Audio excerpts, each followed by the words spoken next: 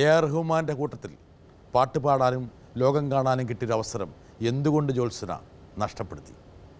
JB junction കാണുക.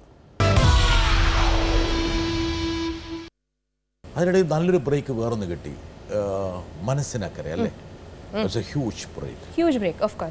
അതിൽ ഒരുപാട് ഗുണം വന്നു. ദാസേട്ടൻ്റെ സ്പർശം വരുന്നു, ദാസേട്ടനൊപ്പം ഇങ്ങനെ നിന്ന് പാടുന്നു, അതിൻ്റെ ഒരു സംഭവങ്ങൾ. പക്ഷെ ദാസേട്ടൻ പാടിക്കഴിഞ്ഞ് പോയി, എന്നാലും പക്ഷേ പാട്ട് വരുമ്പോൾ ദാസേട്ടനും ജ്യോത്സനയും കൂടി പാടിയ പാട്ട്. അയ്യോ ശരിക്കും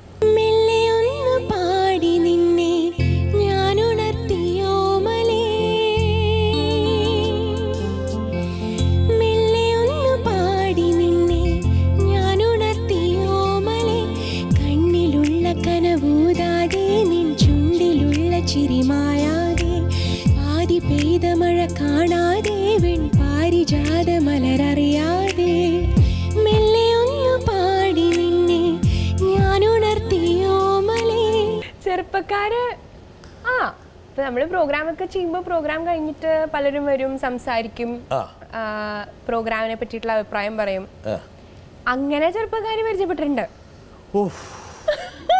ഓർ വരുന്നു, യേശുദാസിനെ കുറിച്ച് പറയുന്നു, ജാനകിയെ കുറിച്ച് പറയുന്നു, ചിത്രയെ കുറിച്ച് പറയുന്നു, ജ്യോത്സനയുടെ പാട്ടിനെ കുറിച്ച് പറയുന്നു, മോഹൻ സിത്താര സാർ തന്ന പാട്ടുകൾ. ഇത് വരുന്ന ചെറുപ്പക്കാരെ ഞാൻ പറയട്ടെ, ഞാൻ എന്റെ ലൈഫ് എന്താ വെച്ചാല്, ഞാനിപ്പോ പ്രോഗ്രാമിന് വേണമെങ്കിൽ എന്റെ കൂടെ അച്ഛനുണ്ടാവും. പ്രോഗ്രാമിന് പോകും, അച്ഛൻ ബാക്ക് സ്റ്റേജ് ഉണ്ടാവും. പ്രോഗ്രാം കഴിഞ്ഞാൽ ഞാൻ അച്ഛൻ്റെ അടുത്ത് പോകും, അച്ഛനും ഞാനും കൂടെ വണ്ടി കയറി പോകും. അപ്പൊ പിന്നെ എവിടെ ചെറുപ്പക്കാർ.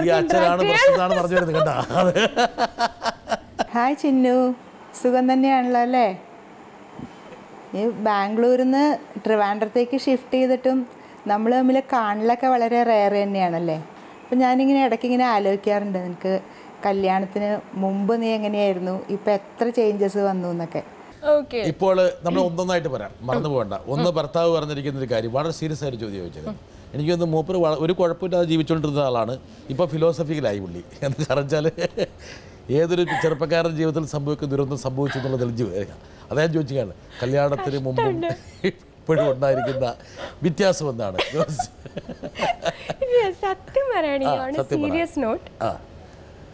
I have become an extremely independent woman. അതാണ് ഉണ്ടായിരിക്കുന്നത് ആഫ്റ്റർ മാരേജ്. സാധാരണ എല്ലാവരും പറയും കല്യാണം കഴിച്ചു കഴിഞ്ഞാൽ നമ്മുടെ സ്വാതന്ത്ര്യം നഷ്ടപ്പെടും, നമ്മുടെ ജീവിതം അങ്ങനെയാവും ഇങ്ങനെയാവും എന്നൊക്കെ പറയും. പക്ഷെ എനിക്ക് നേരെ തിരിച്ചുണ്ട്. ചീഫ് സെക്യൂരിറ്റി ഓഫീസർ ഇപ്പൊ എനിക്ക് തോന്നുന്നു ഈ പറഞ്ഞ മാതിരി കുറേ പാട്ടുകാർ, ഇപ്പൊ ഞാൻ വന്ന സമയത്തിനേക്കാളും ഞാൻ വന്നപ്പോൾ എനിക്ക് പിന്നെയും എസ്റ്റാബ്ലിഷ് ആവാൻ പറ്റി. പക്ഷെ ഇപ്പോൾ the scene is like it's so over crowded with singers. ആരൊക്കെ എന്തൊക്കെ പാടുന്നു എന്നുള്ളത് നമുക്കൊരു ഐഡിയ ഇല്ല. Who is singing with song എന്നുള്ളതൊന്നും നമുക്കൊന്നും അറിയില്ല ഇപ്പോൾ. അപ്പോൾ ഐ തിങ്ക് പലർക്കും ഒരു സർവൈവലിനുള്ളൊരു ടാക്റ്റിക്കാണെന്ന് തോന്നുന്നു. ടു ബി എന്താ പറയുക, ഒരു മ്യൂസിക് ഡയറക്ടറിൻ്റെ ചുറ്റും ഇങ്ങനെ. അതെ, അവർക്കൊരു, അതായത് അവർക്ക് അവരുടെ കരിയർ എസ്റ്റാബ്ലിഷ് ചെയ്തെടുക്കാനുള്ളൊരു വഴി. നന്നായി പറഞ്ഞത്. Looking up to you, you and only you, take away my fears. Here I am, falling at your feet, crying out with every heartbeat. Here I am, falling at your feet,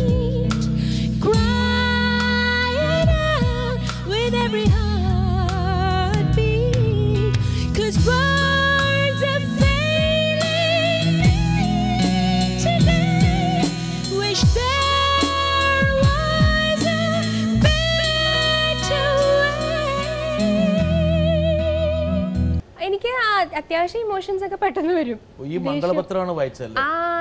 അതെന്താ അറിയോ, അത് അദ്ദേഹം എഴുതിയിരിക്കുന്നത് അതിലെല്ലാവരുടെയും, രാധാകൃഷ്ണൻ, ഗിരിജ, ശ്രീകാന്ത്, ജ്യോത്സ്ന, ഗീത, ശ്രുതി, സുരേന്ദ്രൻ, അതായത് എൻ്റെ ഇൻലോസിന്റെ പേര് വരെ ഉൾക്കൊള്ളിച്ചിട്ട് പുള്ളി എഴുതിയിരിക്കുക. അതായത് ഭയങ്കര രസമായിട്ട് എഴുതിയിട്ടുണ്ട്. അത് സോ ബ്യൂട്ടിഫുള്ളി റിട്ടൺ. ഏറ്റവും ജ്യോത്സനയ്ക്ക് ഇഷ്ടപ്പെട്ട വരി എന്തായിരുന്നു? ഏറ്റവും മനോഹരമായിട്ട് ജ്യോത്സനെ വല്ലാതെ പൊക്കിയിട്ടുണ്ടാവില്ലേ? ഞാൻ ഇല്ല, പൊക്കിയിട്ടില്ല, എൻ്റെ പേരതിൽ വരണമെന്നേ ഉള്ളൂ. ബൈ ഹാർട്ട് പറയാൻ പറഞ്ഞാൽ കുറച്ച് കട്ടി മലയാളമാണ്, ഞാൻ പറഞ്ഞാൽ ശരിയാവില്ല.